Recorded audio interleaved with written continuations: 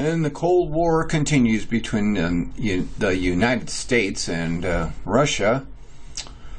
Why? Well, The Guardian is reporting here, Russia stoking refugee unrest in Germany to topple Angela Merkel. Analysts at NATO's center claim to have found evidence of information war over migration crisis with links to Vladimir Putin. Merkel has been a forthright supporter of continued sanctions against Vladimir Putin's government in Russia. And who do you think is in full support of the UN? That's right, President Obama, 100%.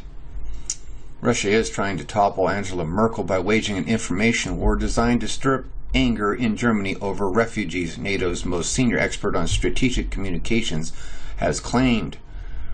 As it says here, again, and now the end begins, insisting that you could talk only as an expert and not as a spokesman for NATO, Sartz says Russia is establishing a network that can't be controlled.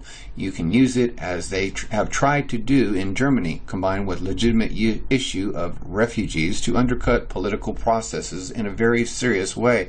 Angela Merkel has been very adamant supporter of continued sanctions against Russia. If it was just punishment, that would be okay, but is testing whether they can build on pre-existing problems and create a momentum where there is political change in Germany.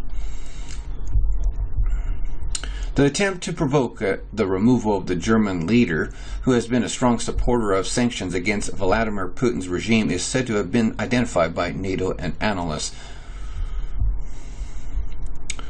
Janice Starts, director of NATO's Strategic Communication Center of Excellence based in Riga, Latvia, told the Observer that Russia has a track record of funding extremist forces in Europe and that he believed there was now evidence of Russia agitating in Germany against Merkel.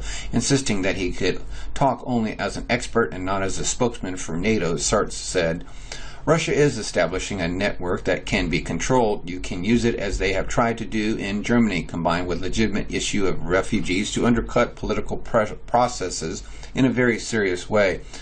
Angela Merkel has been a very adamant supporter of continued sanctions against Russia. If it was just punishment, that would be okay.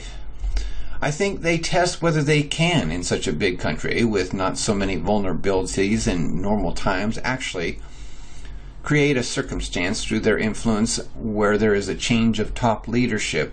They are using Russian speakers, social media, trying to build on the existing fault lines, use the far-right narrative and exploit that. Sartz, who has access to intelligence briefings, added, in general terms, you can trace Russian funding to the extreme forces in Europe, either left or right. As long as they are extreme, they are good to come into the Russian picture as a possible use in their tactics. More than 1 million refugees, many from war-torn Syria, have arrived in Germany over the past year, many attracted by Merkel's claim that she would not put a limit on the number who would settle in the country. The movement of people has fed the rise of the right-wing populists. 1 million. I wonder how many people live in Germany. The movement of the people has fed the rise of the right-wing populist party Alternative für Deutschland, with a recent poll suggesting 81% of German citizens believe Merkel has lost control of the situation. Voter sentiment will be tested for the first time since the crisis on March 13th, when elections are held in 3 of Germany's 16 regions, Saxony-Anhalt, Rhineland-Pfalz, and Baden-Württemberg. Sartz, who before his NATO appointment last year was the most senior civil servant in Latvia's Ministry of Defense, said that the impact of Russia's attempt to stir up unrest in Germany was being diminished because the problem had been discovered, but he warned that other countries were turning a blind eye to Putin's propaganda war. Yes, Putin and his propaganda war to expose Angela Merkel and what she's doing to Germany. It's a big propaganda war. He said, we saw it in Germany.